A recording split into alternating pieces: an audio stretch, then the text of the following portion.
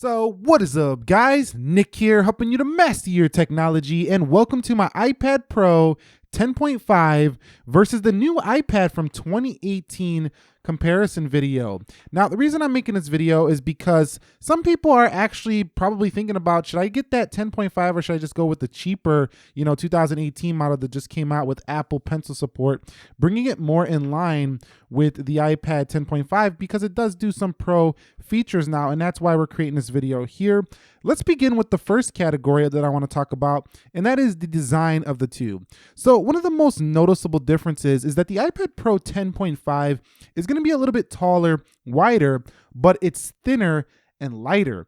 So it has a nice balance to it that I really do like, and it has a better canvas for doing drawings and illustrations because it's wider. So it's a better pro tablet for doing your illustrations, drawing, and using the Apple Pencil. This is definitely the better tablet here, not because of the latency. Both have a very similar latency on how the pencil actually feels on the display, but it just has more canvas to draw on, and that is huge if you are into design work and stuff like that. Now, being a little bit lighter, but only slightly lighter and thinner, gives this tablet just a more premium feel overall when it comes to its design, and it should be. I mean, considering that it is a lot more money than this one, it should be that. Now, the iPad from 2018 is relatively thick in comparison to most of the Pro lines. I think even the 9.7 from 2018 was thinner than this tablet, and it has kind of this hollower display that has non-lamination like this one here, that you can see this like black bars around it. It's just got a little bit of a hollow feel to it on the display. The rear panel, or the rear casing though, is very premium, as we would expect. The aluminum from Apple, this feels very similar, but that camera, without having a flash, it just doesn't look premium to me, but that's just me. You still have a headphone jack up at the top, and overall, this is just a classic iPad design. It's nothing out of the ordinary. It's the same iPad looking experience we've seen for years now, ever since the inception of the original iPad Air. So this design is nothing extraordinary or anything like that. It's just a classic iPad design that now supports the Apple Pencil. Being that it is a little bit heavier than the 10.5, that gives it a feeling of just being like a little bit of a chubbier little tablet than the more sleek, slender, but a little bit wider and taller iPad Pro. So from a pure design standpoint, it's an easy win to the iPad Pro. It's got thinner side bezels as well, so you feel more immersed in the application that you are working in on this tablet right here. Now, speaking a little bit about their build quality, they do both have a very similar build, but I feel like Apple paid a little bit more attention to detail on the iPad Pro 10.5. You can see it has precision drilled speakers on the top and the bottom. Also, it's just, I don't know, like it just has this feeling that, it was just more thought out when they made it. That's probably due to the fact that it has that laminated display. Everything just looks perfectly made here on the 10.5, and that's something that I could really appreciate. Whereas I feel like a little bit like on the iPad 2018 that they kind of just threw in some old components and updated the internals like the processor and things like that, the iOS software, but it just feels like an old recycled product from years ago that they just took their recycled products and made a new one out of it and put in internals upgrades like the A10 Fusion, for example. But overall, both are still stellar. I'm not comparing these to no Amazon Kindle tablets or anything like that. They're both still amazing, but we're talking side by side. If we're talking this one to this one, there's no comparison really. There was just a lot more attention to detail, paid attention when it comes to the build quality on the 10.5. Let's talk about the displays now. So here is a huge difference for both of these. Now, first up, the iPad Pro 10.5 and this guy get similarly bright, but at the same time, this one has the True Tone display, which adjusts to the ambient lighting conditions. Most of the time, it just makes your display more warm, and it's not the same as Night Shift as a lot of people might think. True Tone actually adjusts automatically on the fly to make it easier on your eyes. Night Shift just kind of lowers the blue light on the display, so you can go to sleep easier at night, and you're not glued to your product staying up till 3 o'clock in the morning. Now, this display is also 120 Hz, which you can tweak down to the 60 Hz if you want it in accessibility settings, but it's really hard to show this on camera, but it's a much smoother looking display to the eye. over time after using this, I found that you kind of forget about that. So it's not the biggest deal in the world, but if you really do want a 120 hertz display, it's going to look smoother when you're drawing. And it's going to look smoother when you're watching some videos. It's going to look smoother when you're scrolling. So it's definitely a better display here. Now, also, one last thing I do want to mention is that it's only 1 ppi bigger than this one. So in terms of sharpness, no difference there. And again, we'll mention one more time, lamination. It's laminated to the front glass. So that means that the display is closer to you than this one. You can kind of see how this display sits a little bit behind the glass in the 2018 version. Now in this version, you do have that LCD display. And by the way, both of these look great. They're 264 pixels per inch here on this guy. And it looks very sharp as well. I mean, I don't really notice too much of a difference in sharpness, but I find the iPad Pro 10.5 is a little bit warmer than this display. This display still is plenty sharp and it's very enjoyable to look at. It will smoke most Chromebooks that are under $300. So Retina display here, very good stuff. It just doesn't have True Tone on this display. So it's kind of like what you got on the older iPhone 6S and 6 series devices. And both of them are a 4:3 aspect ratio. That means that you will have letterboxing when you are watching videos in YouTube. So let's talk about the processors, storage, and software. So both of them do rock the latest iOS version. Let's get that out of the gate. This does give you the A10X CPU. And all that really means is that you have a little bit more power to do some multitasking. Maybe you're doing some GarageBand, you're doing some iMovie, you're doing some heavier things. This just has a little bit more oomph than this one over here. What that means is just a little bit more power than the 2018 device here on this iPad. So it's just more power here, and storage capacities on every level is higher for the Pro. 64 to start, which is the one I have here. You can go up to 256 gigs, or you can go up to a whopping 512 gigs. So the iPad Pro brings the storage and the performance if you want it. Now over here on the iPad 2018, you start at 32, which I think is annoying because they could have just went 64 or 128. 32 will run out quickly, so I do recommend if you're going to be keeping this for the long haul and you know you're going to be doing work on the iPad 2018 and you're not just going to be doing, media tablet or just passing it around the house just to watch some Netflix, then don't go with the 32 gig. You're going to run out of space pretty quickly. Now this one has the A10 Fusion chipset. That is actually the same processor that is found in the iPhone 7 Plus or in the iPhone 7, and those processors are fantastic. They're still very fast, so the Fusion is no problem. It doesn't Geekbench as high as this one or the A11 CPU, but it's got plenty enough power that's gonna last for a couple years to come easily. So how does that translate to real world performance between a 10.5 and the iPad 2018? The only thing that you're really gonna see too much of is a difference in the actual, 120 hertz display. That's where you really see a difference on these two. Now, in terms of load speeds, they're gonna be very similar because they're both A10 architecture, so they're gonna be a very similar processor.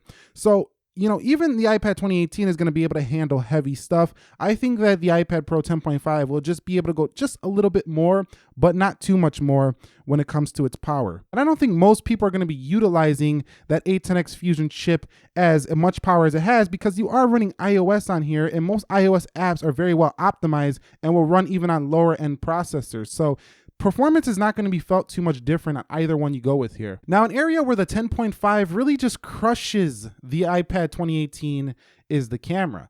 So this camera right here, while it is a single lens, you don't get no portrait mode. This is the same lens you had on the iPhone 7. And while that's not a pro camera, it's still a good camera for a tablet, like a really good one. Because if we go here into camera, you can see, I wish Apple would put this in their camera UI, record video, you can do up to 4K video recording on this tablet. So theoretically, you could have this thing on a tripod. You can get a tripod adapter. You could record your videos, edit everything right on this iPad. It would do it all. It's got a headphone jack for you to plug in a microphone external. So you could literally shoot your video on this thing on a tripod and, edit it right here on the iPad, upload. So you could do everything right on this thing with this 4K video. You have recording slow-mo up to 1080p at 120 frames per second, and the new codec is supported for, reducing file size for your photos. So over here, this camera is just much better than the one you're gonna find over on the 2018 model. So overall, this camera on here is very similar to the one you're gonna find on the iPhone 7, and you could definitely see the differences if you do compare these photos side by side. The one on the iPad Pro 10.5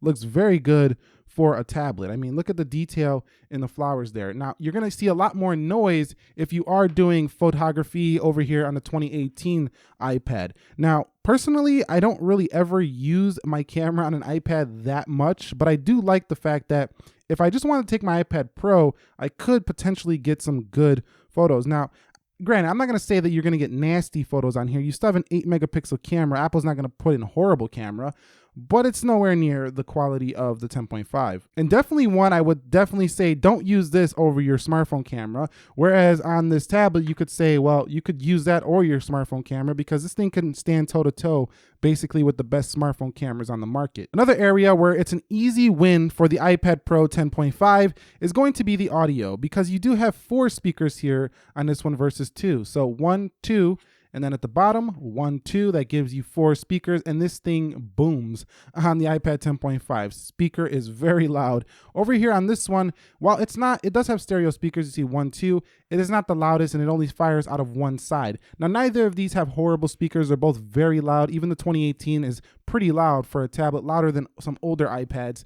It's still nowhere near this guy. So if you want the true audio experience, go with the 10.5. You're going to appreciate this one a lot more. Some of the things that are the same here is they both have the same Bluetooth 4.2. So Bluetooth connection speeds will be very similar on either. This one actually has a larger battery capacity than the 10.5, and that's felt. I find the battery life to be better over here on the 10.5. That went upside down. This one has better battery life than the 10.5. It'll just last longer no matter what you're doing. And you kind of trade that sometimes. You trade power for battery life on the 10.5. You have more color options on the 10.5. You get rose gold versus just 3 colors here for the 2018. That's not a big deal unless you really want that rose gold color. They both have the same codec support, so files and things like that should all be very similar. And using either of these with the Apple Pencil feels fantastic. I feel like because that display's hollow, you just hear a little bit more.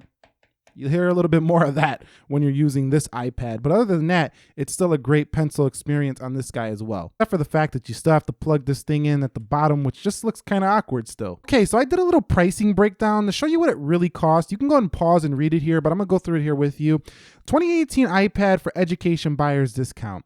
So with no accessories, the education base model is $309 plus tax. So you're looking at right under $400, depending on, if you get a case with this, some accessories, like a screen protector, it's going to run you around $400. Now, iPad Education 128 gig, just the iPad alone, is going to be $409 plus tax. Get some accessories, you're around $500 plus tax. Logitech accessories, EDU base plus Logitech Crayon, keyboard, you're around $525. If you get just the EDU base with the discount, you get the Logitech Crayon and a keyboard, you're looking right around $525. Now, the 128 gig pushes you to right around $625. Now, if you just get this iPad with a pencil, like I have right here, you're looking anywhere from $400 and $450. Now, if you want to go to 128 gig version with just the pencil, you're looking at around $550. Lastly, do you want the Apple Pencil, the iPad, and the keyboard? You are looking at over $500 for the base model, and you're looking at over $600 for the 128 gigabyte model. Now, what does this all mean? Because you might be saying, well, that's a far cry away from, the starting price. Well, you got to consider taxes, accessories, and the cost of the pencil and a keyboard.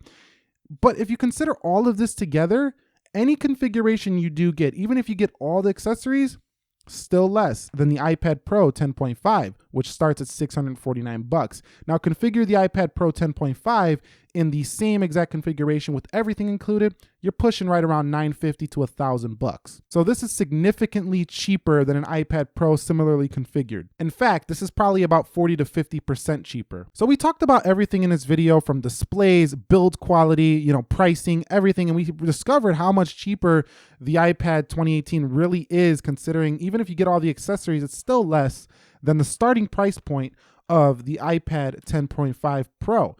And with that being said, you have to decide to yourself, are you really going to utilize the features that the iPad Pro offers? Now, personally, I think that, you get the iPad Pro, if you don't actually use what it offers, you're going to feel like I didn't get the value out of this tablet.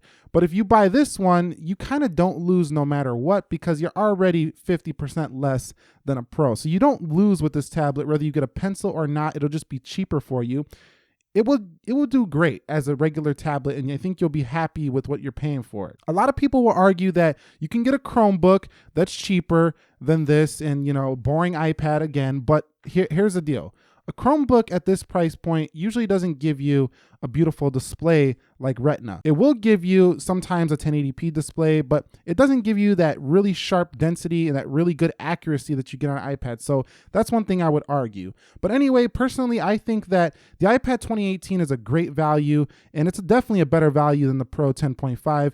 But the Pro 10.5, if you are going to use the features, is the choice. So I would pick this one if you think you're going to utilize, having a better display, you're going to utilize having, more power under the hood, and you're really going to be drawing or illustrating a lot. You're going to like this tablet more. Anyway, that's my final thoughts here. What are your thoughts on the iPad Pro 10.5 versus the iPad 2018? Drop them down below in the comment section of this video. If you found this helpful, enjoyable, do me a favor, click that like button for me. And if you haven't turned on notifications, make sure you have them on so you don't miss any of the upcoming videos. Nick here, helping you to master your technology. Be sure to be well. I will catch you all in the next one, and peace.